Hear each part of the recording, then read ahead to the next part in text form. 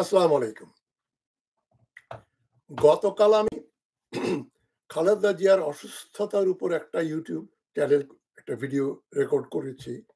দেখেছেন হয়তো আপনারা অনেকেই। সেখানে আমি এই প্রশ্নটাও তুলে দিয়েছিলাম যে তারেক রহমানকে দেশে ফিরতে হবে। এবং সেখানে তারেক রহমানের ভেরিফাইড ফেসবুক পেজে উনি যে স্টেটমেন্টটা দিয়েছেন ২ দিন আগে, সেটা আমি পুরোটা পড়ে শুনিয়েছি। তারেক রহমান সেখানে যেটা বলেছেন সেটা অনেকেরই দৃষ্টি আকর্ষণ করেছে। খুবই একটা গুরুত্বপূর্ণ এবং ভয়ংকর, ভয়াবহ একটা তথ্য দিয়েছেন তিনি। যে তার দেশে আসা না আসা তার একার সিদ্ধান্তের উপর নির্ভর করে না। মানে আর কেউ বা কারা তার দেশে আসা না আসার ব্যাপারটা নিয়ন্ত্রণ করছে। তারেক রহমান সাহেবকে আমি অনুরোধ করব, আপনি সাহসে ভর করে তারা কারা সে নামগুলো বলেন, ব্যক্তি এবং সংস্থা এবং দল। তবে আমরা মোটামুটি জানি ইউনূস সরকার বাংলাদেশে যে প্রবাহমান যে অস্থিতিশীলতা বিরাজ করছে, আপনারা হাসবেন, বলবে এটা কি বললাম আমি। যে অস্থিতিশীলতা রয়েছে বাংলাদেশে, যেটাকে আমি বলি এটা কোমর ভাঙা সরকার। এই কোমর ভাঙা সরকারের পরিচালক ডক্টর ইউনূস শতকরা ১০০% দায়ী। বাংলাদেশে যে দুর্যোগ হচ্ছে, মানে ভবিষ্যতে কি হবে, কাল কি হবে, এটা যেহেতু আমরা জানি না, সেজন্য দায়ী এক ব্যক্তি, ডক্টর মোহাম্মদ ইউনূস। তো বেগম খালেদা জিয়া যখন জীবন মৃত্যুর সন্ধিক্ষণে, তখন তারেক রহমান দেশে ফিরতে পারছেন না। এর চাইতে দুর্ভাগ্যের ব্যাপার ব্যক্তি তারেক এবং বিএনপি নেতা তারেকের জন্য খুবই একটা একটা দুঃখের ব্যাপার, এবং জাতির জন্য, দেশের জন্য একটা চরম একটা সংকটের দিকে নিয়ে যাচ্ছে দেশ, সেরকম একটা ব্যাপার।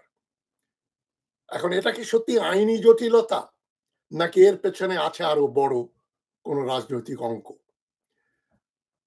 অনেকে বলছে ওনার তো পাসপোর্ট নেই, ট্রাভেল পাস। হাস্যকর ব্যাপার। আমি জানি সরকার ইচ্ছা করলে ২৪ ঘন্টাও না, ৮-১০ ঘন্টার ভেতরেই ওনার পাসপোর্ট বাড়িতে পৌঁছে দেওয়ার ব্যবস্থা করতে পারে। লন্ডনের হাই কমিশন থেকেই তার একেবারে ফ্রেশ পাসপোর্ট ইস্যু করে তার কাছে পাঠানো যেতে পারে। পাসপোর্টের মানে দুষ্প্রাপ্যতা কোনো ব্যাপার না। এখন তিনি বলছেন, তারেক রহমান বলছেন দেশে ফেরা সহজ নয়। কেন সহজ নয় সেটা আমাদের জানতে হবে, কিন্তু উনি দেশের নেতা। এখন যাদেরকে আমরা সন্দেহ করি, আমাদের রাডারে যারা ধরা পড়ে, তারা হচ্ছে অন্তর্বর্তী সরকারের প্রধান ডক্টর মোহাম্মদ ইউনূস, জামাতে ইসলামীর এবং কিছু তার প্রক্সি দল, সব্বাই না, জামাতে ইসলামী সব্বাই না, তার ভেতরে অনুপ্রবেশকারী জাসদপন্থী, ভারতপন্থী ও মার্কিনপন্থী কিছু লোক চায় না তারেক রহমান দেশে আসুন এবং বিএনপি ক্ষমতা গ্রহণ করুন। আর সেনাবাহিনীর একটা অংশ চায় না, ডিজিএফআই, এনএসআই যে পুরনো লোকজন যারা ছিল, যারা এখনো কাজে নিয়োজিত, যাদেরকে কোনো এক অজানা কারণে ডক্টর ইউনূস রেখে দিয়েছেন। এই ব্যাপারে আমি গতকাল কনক সারোয়ার শোতে আবু রুশ, সিকিউরিটি অ্যানালিস্ট, উনি একটা সুন্দর আলোচনা করেছেন, ওটা আপনারা দেখবেন। আমি কাউকে প্রশংসা করলে, কোনো কিছু ভালো হয়েছে এটা বললে আমার কোনো ক্ষতি হয় না, সুতরাং আমি বলি। অন্যেরা আমাকে উদ্ধৃত করুক বা না করুক, আমি করি। আবু রুশ সেখানে সুন্দর কথা বলেছেন, যেটা আপনাদের মনে আছে, আমি বহুবার বলে ফেলেছি ইতোমধ্যেই, যে কোমর ভাঙা ডক্টর ইউনূস সরকার ইচ্ছা করলেই এই ১৫ মাসে প্রায় ১,০০,০০০ নতুন পুলিশ রিক্রুট করতে পারতেন। সেনাবাহিনীতে নতুন সৈনিক এবং যারা নিচের দিকে ছিল তাদের প্রমোশন দিয়ে জেনারেল বানাতে পারতেন, এবং যেগুলো হাসিনার দালাল, যেগুলো মঈনুদ্দিন খানের মঈনুদ্দিন এমি আহমদ মঈনুদ্দিন আহমদের দালাল, সেগুলোকে চাকরিচ্যুত করে তাদের শাস্তির ব্যবস্থা করা উচিত ছিল। জেনারেল মাসুদ উদ্দিন এখনো বহাল তবিয়তে ঘুরে বেড়াচ্ছেন, কিছুই হচ্ছে না। জেনারেল মঈন দেশে থাকলে তিনিও ঘুরে বেড়াতেন, জেনারেল আজিজ দেশে থাকলে তিনিও হয়তো ঘুরে বেড়াতেন, ব্যবসা বাণিজ্য করতেন। ইউনূস সরকার কোমর ভাঙা। ইউনূস সরকার মূলত দায়ী যে যে জন্য মানে তারেক রহমান দেশে ফিরতে পারছেন না, সেজন্য প্রত্যক্ষভাবে দায়ী হচ্ছে ইউনূস সরকার। কারণ এই সরকার যাদের উপর প্রতিষ্ঠিত, যাদের উপর ভর করে এরা দাঁড়িয়ে আছে, সেটা হচ্ছে কারা? ইউনাইটেড স্টেটস অফ আমেরিকা, মার্কিন যুক্তরাষ্ট্রের states department, Pentagon, white house, তারপরে আইএমএফ, ওয়ার্ল্ড ব্যাংকের, এদের প্রতিনিধিত্ব করছেন ডক্টর ইউনূস। এবং তিনি বেছে বেছে মার্কিন দালাল কিছু লোকজনদেরকে তিনি উপদেষ্টা বানাচ্ছেন। একজন তো চলে আসবেন, অবিলম্বে চলে আসবেন, মার্কিন যুক্তরাষ্ট্রের উচ্ছিষ্ট খাওয়া, যাদেরকে ডাকলেই পাওয়া যায়। আলী রিয়াজ সাহেব কদিন ঘুরে গেলেন, আবার আসছেন উনি পার্মানেন্টলি ডক্টর ইউনূসের অ্যাসিস্ট্যান্ট হতে। ওইদিকে ডক্টর খলিলুর রহমানও আছেন, আরো আছেন ওই যে মজুমদার, কি মজুমদার, যিনি ওই যে ভালো শাসন, মানে সুশাসনের জন্য বাংলাদেশ আন্দোলন যারা করেন, এ ধরনের মার্কিন কিছু লোকজন ডক্টর ইউনূসের চারদিকে রয়েছে, তিনি তাদের কথা মতোই চলেন।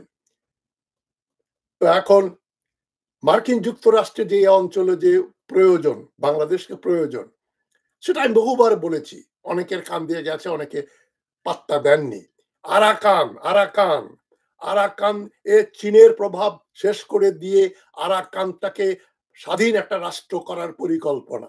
বাংলাদেশকেও মূলা দেখাচ্ছে আমেরিকা, তোমাদের তো আরাকান আমরা তোমাকে দিয়ে দেব, provided you serve our cause. মার্কিন যুক্তরাষ্ট্রের কজটা কি? মিয়ানমার সরকারকে ডিঙ্গিয়ে, মিয়ানমারে আরাকানে যে আরাকান আর্মি নামে একটা মার্কিন পন্থী সেনাবাহিনী গড়ে তোলা হয়েছে, ইনসার্জেন্ট গ্রুপ, তাদেরকে বাংলাদেশ ট্রানজিট দেবে, সাহায্য করবে, সেনাবাহিনীদের সহযোগিতা করবে। মিয়ানমার সরকারকে পরাজিত করে, চীনের প্রভাব চিরস্থায়ীভাবে ক্ষুণ্ণ করে, আরাকানের সিতুয়ে বন্দরে যেন চীন ভিড়তে না পারে, চীনের স্ট্র্যাটেজিক প্রয়োজনের দরকার। যেটা আমি বলেছি বহুবার, আপনারা একটু একটু ম্যাপটা যদি দেখেন, সাউথ চায়না সিতে এই যে চীনের যে বন্দরগুলো রয়েছে, বিশেষ করে সাংহাই, হংকং, সেখান থেকে যে বাণিজ্য জাহাজগুলো বিদেশে যায় এবং বিদেশ থেকে আসে, ওটা আসে সিঙ্গাপুর এবং ইন্দোনেশিয়ার এই মাঝখান দিয়ে একটা স্ট্রেট, একটা প্রণালী, সরু একটা প্রণালী, স্ট্রেট অফ মালাক্কা। এই মালাক্কা প্রণালী দিয়ে চীনের ৮০-৯০% ব্যবসা চলে।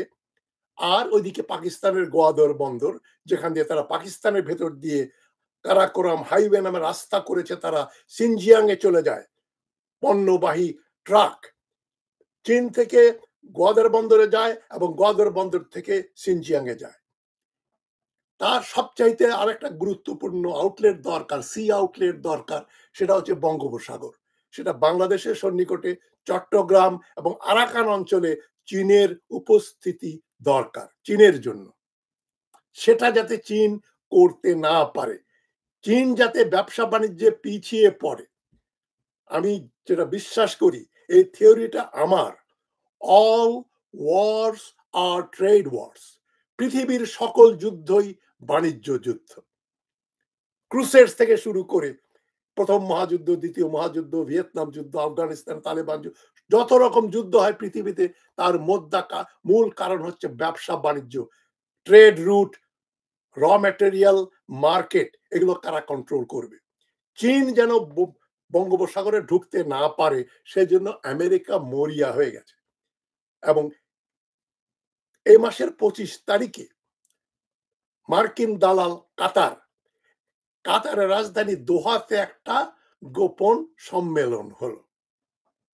সে সম্মেলনে বাংলাদেশ অংশগ্রহণ করেছে, ভারত করেছে, কাতার করেছে, আর যুক্তরাষ্ট্র।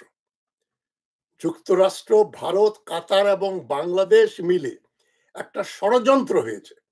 সেখানে বাংলাদেশের এই কোমর ভাঙা ইউনূস সরকারের security analyst, advisor, chief security advisor doctor Khalilur রহমানও গিয়েছেন। এর দুটো কিছুদিন আগে আমি একটা প্রোগ্রাম করেছি। আমি বলেছি খলিলুর রহমান এবং ডক্টর ইউনূসকে নরেন্দ্র মোদী এবং অজিত দোভাল ব্যাংককে এপ্রিল মাসে যে অপমানটা করেছে, যে তোমরা বাড়াবাড়ি করবে না, তোমরা পাকিস্তানের সঙ্গে যাবে না, তোমরা চীনের সঙ্গে দহরম মহরম করবে না, ডিফেন্স অ্যারেঞ্জমেন্ট এগ্রিমেন্ট করবে না, করলে তোমাদের খবর আছে, এই ধরনের মানে হুমকি ধামকি দিয়েছে মোদী এবং অজিত দোভাল।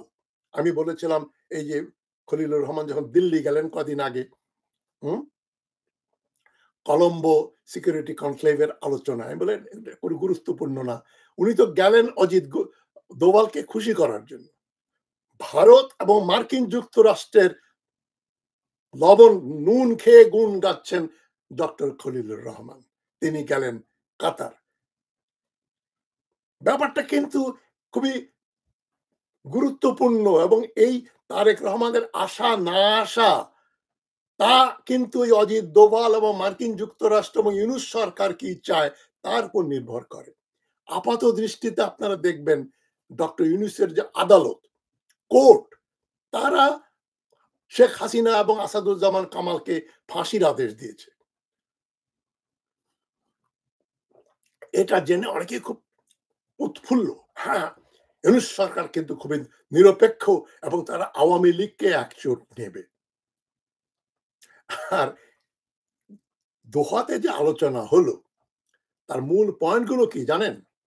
মূল বিষয় হচ্ছে আওয়ামী লীগকে নিয়ে একটা অংশগ্রহণমূলক নির্বাচন, অন্তর্ভুক্তিমূলক নির্বাচন করতে হবে এই ফেব্রুয়ারি মাসে। না কবে সেটা আমরা জানি না, কেননা ওখানে এটাও বলা হয়েছে ইউনূস সরকার কতদিন থাকবেন সেটাও এখন ঠিক করতে হবে, 1 বছর, 2 বছর, 5 বছর, এ ধরনের একটা পরিকল্পনা করছে মার্কিন যুক্তরাষ্ট্র, ভারত এবং কাতার। সেখানে বাংলাদেশ সেখানে অংশগ্রহণ করেছে। বাংলাদেশে যদি সায় না থাকতো, খলিলুর রহমান 25 তারিখে এসেই একটা স্টেটমেন্ট দিতেন যে আমি দোহাতে গিয়েছিলাম, এই ষড়যন্ত্র করছে, এগুলো আমরা গ্রহণযোগ্য নয়, আমরা নির্বাচন ফেব্রুয়ারির প্রথমার্ধেই করব, এবং আওয়ামী লীগকে সম্পৃক্ত করার কোনোই আমাদের অবকাশ নেই, আওয়ামী লীগ নিষিদ্ধ দল। একদিক দিয়ে দেখাচ্ছেন ইউনূস সরকার আওয়ামী লীগ নির্বাচন করতে পারবে না, জনগণ মহা খুশি, তাই তো তাই তো, এত ভালো সরকার, হাসিনাকে ফাঁসি দেয়, আওয়ামী লীগকে রেজিস্ট্রেশন দিচ্ছে না, নির্বাচন করতে দিচ্ছে না নৌকাকে, এর চেয়ে ভালো খবর কি হতে পারে? কিন্তু ঘটনাটা হচ্ছে এর সম্পূর্ণ বিপরীত। এই বিপরীত পরিকল্পনাটাই হচ্ছে বিএনপিকে মাইনাস করা। এখন বিএনপিকে মাইনাস, অত বড় দল, বাংলাদেশের সর্ববৃহৎ দল, কিন্তু দেখেন কিভাবে সুপরিকল্পিত ভাবে মিডিয়া এবং অপপ্রচারের মাধ্যমে এমন একটা ভাব দেখানো হচ্ছে যে জামাত ইসলামী তো 150-200 আসনে বিজয়ী হয়ে যাবে। কালকে আমি বলেছি জামাতের একজন নায়েবে আমির, ডেপুটি আমির, ভাইস প্রেসিডেন্ট, তিনি বিদেশে অবস্থানরত একজন দেশপ্রেমিক বাংলাদেশীর সঙ্গে দেখা করেছেন এই কদিন আগে, এবং তাকে জিজ্ঞেস করেছেন যে ভাই বলেন তো নির্বাচন হবে নাকি, নির্বাচন কি হবে? উনি হেসে বললেন, আপনি বাংলাদেশ থেকে এসে আমাকে জিজ্ঞেস করছেন নির্বাচন হবে কিনা, আপনারা তো অলরেডি ক্যাম্পেইন শুরু করে দিয়েছেন, বিজয় নিশ্চিত বলে দিচ্ছেন, 300 আসনে তো নমিনেশন দেবে, অনেক 2/3 মেজরিটি নিয়ে যাবে, যেটা প্রজেকশন ছিল 10, 12, 15 সিট, তারা এখন বলছে আমরা 51% এর বেশি পাবো। এগুলো সুপরিকল্পিতভাবে ক্যাম্পেইন করানো হচ্ছে, এবং ডাকসু রাকসু ইলেকশন গুলো করানো হলো কিন্তু ওই উদ্দেশ্যে, জামাতপন্থী লোকদের দিয়েই কিন্তু ডাকসু ইলেকশন হলো। এই নির্বাচন যে কতটা সুষ্ঠু হয়েছে আমি জানি না, তবে সন্দেহ তো করতেই পারি। এখন জুলাই আন্দোলনের পরে বিএনপির উপর খেপলো কেন ভারত এবং মার্কিন যুক্তরাষ্ট্র? বিএনপি প্রথমেই বলেছে রাখাইন করিডোর দেয়া যাবে না, এই যে আরাকানের যে করিডোর দেয়া যাবে না, এই ব্যাপারে সোচ্চার কে? কে সোচ্চার? বিএনপির সালাউদ্দিন আহমেদ। এবং সালাউদ্দিন আহমদ সম্বন্ধে দেখবেন ওই যে চান্দাবাজ নাগরিক টেলিভিশনে আসে জ্যাকব মিল্টন প্রমুখ, তাকে বলছে সালাউদ্দিন, পিনাকি ভট্টাচার্য সালাউদ্দিন। আমি সালাউদ্দিনের পক্ষে কথা বললেই ব্রেইন ওয়াশড মরণগুলো, যেগুলো গরু ছাগলের মতো মাথায় বুদ্ধি রাখে, তারা বলছে ডক্টর হাসমি দালালি করছেন। একজন বলছে সালাউদ্দিন সাহেব আপনাকে কত টাকা দিয়েছে। মানে কোথায় যাবেন আপনি? সত্য কথাও বলা যাবে না। এত ব্রেইন ওয়াশ মানুষজন, এত অসৎ এবং মূর্খদের রাজত্ব এখন। যাই বলে মূর্খ, যে হুজুররা দেখেন ওই যে আল আজহারি বলল নীল আর্মস্ট্রং চাঁদে গিয়া ফাটল দেখেছেন এবং নীল আর্মস্ট্রং মুসলমান হয়ে গেছেন, ইত্যাদি ইত্যাদি। এই ধরনের উদ্ভট কথাবার্তা যেগুলো বলে, তাদের কিন্তু কোটি কোটি সমর্থক, লক্ষ লক্ষ না। তো মূর্খের সংখ্যা অনেক বেশি, মূর্খদের অনুগামীও অনেক বেশি। তারপর চট্টগ্রাম বন্দরে বিদেশি ব্যবস্থাপনা প্রত্যাখ্যান করতে বলেছে বিএনপি। বিএনপি বলেছে নির্বাচিত সরকার করবে। আর ব্রেইন ওয়াশ জনগণ, না না না না, খুব ভালো হয়েছে, খুব ভালো হয়েছে। ডক্টর ইউনূস এই বিনা টেন্ডারে এটা দিয়ে দিয়েছেন, বিদেশ কি বড় কথা না, এটা দিয়েছেন রাজনৈতিক দল, রাজনৈতিক সরকার আসলে চুরি করবে। তাদেরকে আমরা বলছি তোরা তাহলে একটা আন্দোলন কর, প্রস্তাব দে যে আগামী 1000 বছরে বাংলাদেশে কোনো গণতন্ত্রের দরকার নাই, একটা রাজতন্ত্রের মতো আমরা চালাবো দেশ, এবং আমরা চুক্তি করব, কারণ আমরা সৎ রাজনৈতিক সরকার হলে নির্বাচিত সরকার মানে অসৎ। সুতরাং যা পারে ডক্টর ইউনূসের মধ্যে দেশ বিক্রি করে দিলেও আমরা মহা খুশি, মহা খুশি। রাজনৈতিক দলরা চাঁদাবাজি করবে, চুরি করবে। এখন আমি সেটাই বলেছি, আজকে গ্রামীণ ব্যাংকে দিচ্ছেন, কালকে ব্র্যাককে নিয়ে আসেন, তারপরে প্রশিকা, তারপরে ওই যে সুশীল সমাজের যারা আছেন, হ্যাঁ, সুলতানা কামালকে বানিয়ে দেন, তারপরে সুশীল সমাজে যারা আছে আরো অনেকগুলো আছেন, নাম বলছি না আমি, ওদেরকে এক একটাকে এনে এনে প্রেসিডেন্ট বানিয়ে দেন, আর 10 বছরের জন্য একটা করে অন্তর্বর্তীকালীন সরকার করেন। বিএনপির আরেকটা দোষ কি, তারা বলেছিল ডিসেম্বরের মধ্যে নির্বাচন দিয়ে আপনি চলে যান। এই সংস্কার জুলাই সনদ লেখার কোনো অধিকার ডক্টর ইউনূস সরকারের নাই, ছিল না, নাই, অবৈধ। সে অবৈধ কাজটাকে ডক্টর আলী রিয়াজকে নিয়ে এসে ধানাই পানাহি করে একটা সনদ লিখে দিল। ওটার উপর নাকি আবার গণভোটও হবে। যে দেশের লোক সিল দেখে, সিল মারে প্রতীক দেখে, তারা ওগুলো পড়ে হ্যাঁ বা না তাদের রায় দেবে। কি সর্বনাশ, কত বড় ব্যাপার, আমি তাজ হাসমি তার বিরোধিতা করে। যাই হোক, এবং অন্তর্বর্তী সরকারের সাংবিধানিক সীমানার ভেতর থাকার চাপ বিএনপি দেয়া শুরু করেছিল, কিন্তু সমর্থন পেল না, এবং তারাই তারেক রহমানকে দেশে ফেরাতে চায় না।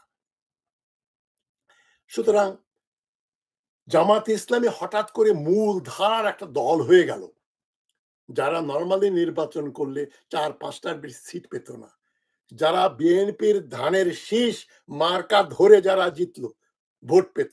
যদি পিনাকি ভট্টাচার্য মিথ্যাচার করলেন যে জামাত কিন্তু তার দাড়ি পাল্লা ছাড়া কখনো নির্বাচন করেনি, একজন ফেসবুকে দেখিয়ে দিল, এই যে শফিকুর রহমান, উনিও এই ধানের শীষ নিয়ে নির্বাচন করেছিলেন।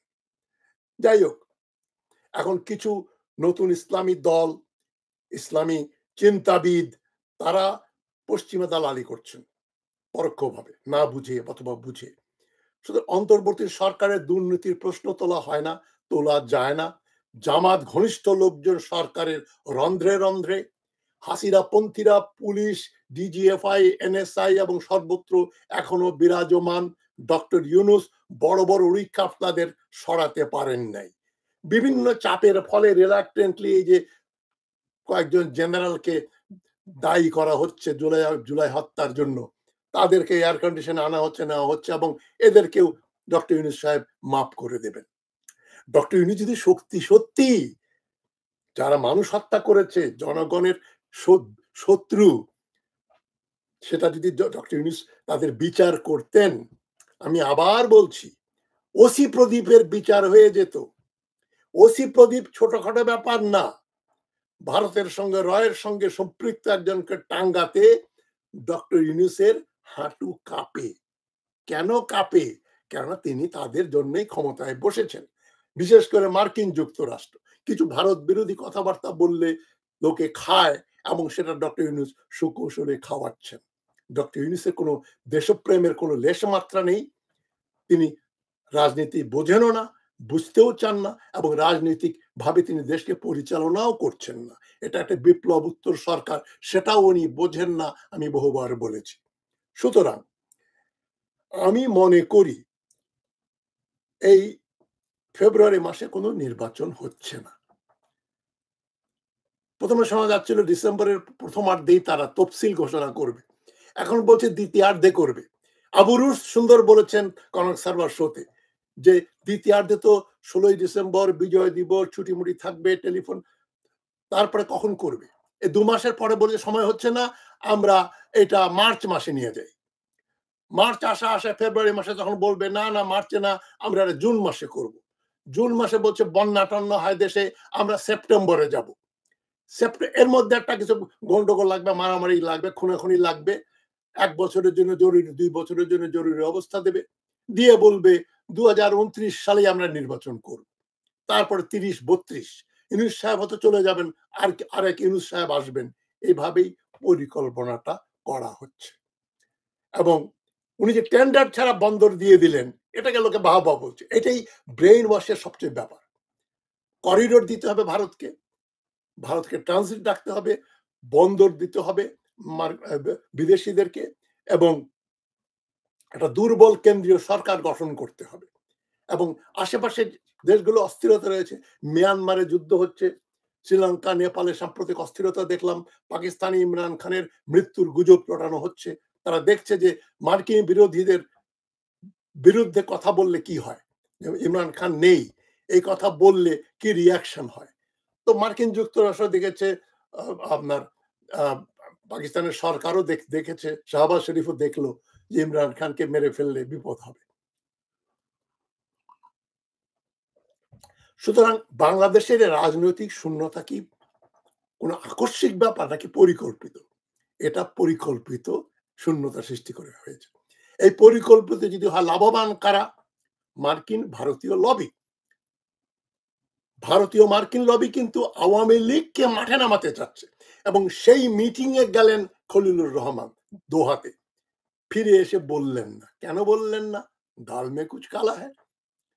এবং আওয়ামী লীগের পক্ষে আবার মির্জা ফখরুল ইসলাম সাহেব একটা বক্তব্য দিয়েছিলেন, আমরা কোনো দল নিষিদ্ধ করার পক্ষে নই। ওটা উনি বুঝে বলেছেন না, না বুঝে বলেছেন সেটা উনি আর আল্লাহ জানেন। তবে কথাটা খুবই আপত্তিকর। বিএনপির নেতার মুখ দিয়ে কথাটা বেরিয়েছে। উনি আরো বলেছিলেন চুপ্পুকে সরানো যাবে না, শাসনতন্ত্র বদলানো যাবে না, অনেক সংকট হবে, ইত্যাদি ইত্যাদি। এগুলো যদি বুঝে বলে থাকেন তাহলে আমি বলবো এটা ক্রিমিনাল অফেন্স। আর যদি না বুঝে বলে থাকেন তাহলে বলবো আপনারা পদত্যাগ করে রিটায়ারমেন্টে করে অন্য জায়গায় চলে যান, বাংলাদেশের রাজনীতিতে থাকবেন না। এখন তারেক রহমান কে আনার ব্যাপারে আমরা জানি বুলেট প্রুফ গাড়ি কেনা হয়েছে, সেনাবাহিনী, পুলিশ খালেদা জিয়ার নিরাপত্তা বিধান করে, ডক্টর ইউনূসের নিরাপত্তা দেয়, উপদেষ্টাদের নিরাপত্তা দেয়। তাহলে তারেক রহমান দেশে আসলে উনাকে একটু বাড়তি নিরাপত্তা দেয়া যাবে না কেন? কেন? এবং ডক্টর ইউনূস ডুয়াল গেম খেলেন। তিনি লন্ডনে গিয়ে ওনার সাথে দেখা করলেন। সবাই মনে করল বাহ! বাহ! বাহ! তারেক রহমানকে উনি পছন্দ করেন, দেশে আনতে চান। এই যে এই যে কারসাজি, এই যে ষড়যন্ত্রমূলক রাজনীতি, লোক দেখানো কথার রাজনীতি, এ এটা দিয়ে উনি পার পেয়ে যাবেন? জনগণ কিন্তু যারা বুলেটের সামনে দাঁড়িয়েছে বুক পেতে, তারা কিন্তু সহজেই ডক্টর ইউনূস আপনার এই ফর্মুলা মেনে নেবে না। এবং আপনি সরকার গোপনভাবে, হাসিনা যেমন ইসরায়েলের কাছ থেকে পেগাসাস নেটওয়ার্ক স্পাইং ডিভাইস কিনেছিল, আপনার সরকারও কিনেছে ইউরোপ থেকে ওয়াইড টেরেইন সার্চিং টুল, যেটাকে বলা হয় ব্যাকপ্যাক নেটওয়ার্ক অ্যানালাইজার। ব্যাকপ্যাকের মধ্যে বসিয়ে নেটওয়ার্ক অ্যানালাইজ করে একটা বড় এলাকা জুড়ে রেডিও, মোবাইল সিগন্যাল স্ক্যান করা যায় এবং এটা লফুলিও করা যায়। তবে আপনার উদ্দেশ্য লফুল বলে মনে হয় না। আপনি চাইবেন যাতে নির্বাচন না হবে না। এরপরে জনগণ যখন রাস্তায় নামবে, আপনার এই হোয়াইট টেরাইন সার্চিং টুল এবং হাসিনা যেগুলো কিনেছিল পেগাসাস, সেটা তো ধ্বংস করা হয় নাই। ওই ইসরায়েলি তৈরি নেটওয়ার্ক দিয়ে আপনি চেষ্টা করবেন যাতে দেশে কোন রকম আন্দোলন না হয়। আন্দোলন এভাবে বন্ধ করা যায় না এবং জনগণের অপেক্ষার শেকড় দড়ি কিন্তু ছিঁড়ে যাবে। তারা রাস্তায় নামবে। এনসিপি কেও বিভ্রান্ত করা হয়েছে। এনসিপির ভেতরে যারা জেনুইন দেশপ্রেমিক ছেলেপেলে আছে, তারা এবং তাদের সহযোগী আরো কয়েক কোটি ছেলে মেয়ে রাস্তায় নামবে। আমি ওই দিকেই তাকিয়ে আছি। তা আমি আমার বক্তব্য শেষ করছি এই কথা বলে, তারেক রহমানকে এই কথা বলে, আপনাকে কিন্তু দেশে আসতেই হবে। যেকোনো মূল্যে হোক আপনাকে আসতে হবে। আপনার ভয় পেলে চলবে না। আপনার ব্যক্তিগত নিরাপত্তার জন্য হায়াত মউত আল্লাহর হাতে। সেনাপতি যুদ্ধে নেমে বলবে আমাকে যদি আমি যদি মারা যাই, আমি তো সামনে যেতে পারবো না, যুদ্ধে থাকবো না, যুদ্ধ করলে যদি মার খাই, তাহলে কিন্তু আপনার নেতৃত্ব দেওয়ার দরকার নেই। ফিলিপিন্সে কি হয়েছিল? বেনিগনো অ্যাকুইনোকে উনি দেশে ফিরলেন, বিমানবন্দর বিমানের ভেতরে তাকে গুলি করে হত্যা করা হলো। তার ফলে কি হলো? সারা দেশব্যাপী আন্দোলন হলো এবং ফার্ডিনান্ড মার্কস যে অ্যাকুইনোকে যে হত্যা করলো, তার উৎখাত হয়ে গেল এবং অ্যাকুইনোর স্ত্রী কোরাজন অ্যাকুইনো ফিলিপিন্সের প্রেসিডেন্ট হয়ে গেলেন। খোদা না খাস্তা, আল্লাহ না করুক, আপনার উপর যদি শত্রু আঘাত করতে সমর্থ হয়, তাহলে তার পরের দিন, ওই সেই দিন থেকেই দেশে যে আগুন লাগবে, সে আগুনে বিএনপি ছাড়া বিএনপি বিরোধীরা পুড়ে ছারখার হয়ে যাবে। মার্কিন যুক্তরাষ্ট্র ও ভারত কাউকে রক্ষা করতে পারবে না। ডক্টর ইউনুস, আপনি চিন্তা করে দেখেন আপনি কোন দিকে যাবেন। আপনি সৎ পথে থাকবেন, সোজা পথে থাকবেন, নাকি বাঁকা পথে লোকজনকে ঘোল খাওয়াবেন? আপনার বিচক্ষণতা নেই, বোঝেন না, সেটা যদি হয় তাহলে আপনাকে আমি মাফ করে দেব। আর আপনি যদি বুঝে শুনে এ সমস্ত কাজ করেন, আপনার প্রতিনিধিকে আপনি দিল্লিতে পাঠালেন কেন খলিলুর রহমানকে? মোদি আপনাকে ধোলাই দেওয়ার পরে, অজিত দোভাল ধোলাই দেওয়ার পরে, খলিলুর রহমান, আপনি চাকরি রিজাইন দিয়ে চলে যেতে পারতেন মার্কিন যুক্তরাষ্ট্রে। আপনার ভালো ক্যারিয়ার আছে। আপনি টাফটস ইউনিভার্সিটির পিএইচডি ইন্টারন্যাশনাল রিলেশনসে। আপনি যেকোনো জায়গায় ভালো চাকরি করতে পারেন। আপনি কেন ইউনুস সাহেবের কথা মতো কাজ করছেন? আপনি দোহাতে গেলেন, ভালো কথা। ফিরে এসে বলতে পারতেন সর্বনাশ, সর্বনাশ, দোহাতে ভারতীয় ও মার্কিনরা মিলে ইউনুস সরকারকে আরো দীর্ঘস্থায়ী করার ষড়যন্ত্র করছে এবং দেশে কোনো নির্বাচন হবে না, তোমরা সাবধান হয়ে যাও। নাকি আপনিও অংশীদার? আপনি অংশীদার, আপনি মার্কিন সিটিজেন, আপনি ফিরে যাবেন। ডক্টর ইউনুস হয়তো পালিয়ে যাবেন। কিন্তু জনগণ দেশের শত্রুদের ক্ষমা করবে না। আমি নিশ্চিত আর কোনোদিনও আওয়ামী লীগ নামে বা বেনামে ক্ষমতায় আসতে পারবে না। ভারতীয়রা আমাদের দেশ দখল করতে পারবে না। ১৯৭৫ সালেই পারে নাই জিয়াউর রহমানের নেতৃত্বের জন্য, যখন আমাদের ১ ডিভিশনের মতো সেনাবাহিনী ছিল। এখন ১০ ডিভিশন সেনাবাহিনী। আমাদের বিমান বাহিনী, নৌবাহিনীও দুর্বল নয়। সুতরাং ভারত আমাদের দখল করতে পারবে না এবং সবচেয়ে বড় কথা, জিও স্ট্র্যাটেজিক কারণে চীন, পাকিস্তান এবং তুরস্ক চাইবে না বাংলাদেশ ভারতের নিয়ন্ত্রণে যাক। তাই আমাদের ভয়ের কিছু নেই, শুধু সাহসের অভাব রয়েছে, পরিকল্পনার অভাব রয়েছে। এই পরিকল্পনার অভাব দূর করার জন্য তারেক রহমান সাহেব, আপনাকে আমি সনির্বন্ধ চিত্তে অনুরোধ করছি, আপনি দেশে ফিরে আসেন। যেভাবেই হোক ফিরে আসেন। যে যা কিছু করার মোকাবেলা করেন। আবু সাইদের মতো বুক পেতে দাঁড়ান, গুলি করবি কর। দেশের জন্য আপনাকে এই ত্যাগটা স্বীকার করতেই হবে, নইলে আপনি নেতৃত্ব ছেড়ে দিয়ে রাজনীতি থেকে অবসর গ্রহণ করুন। এ কথা বলেই আমার অনুষ্ঠান শেষ করছি। ভালো থাকবেন সবাই। আসসালামু আলাইকুম।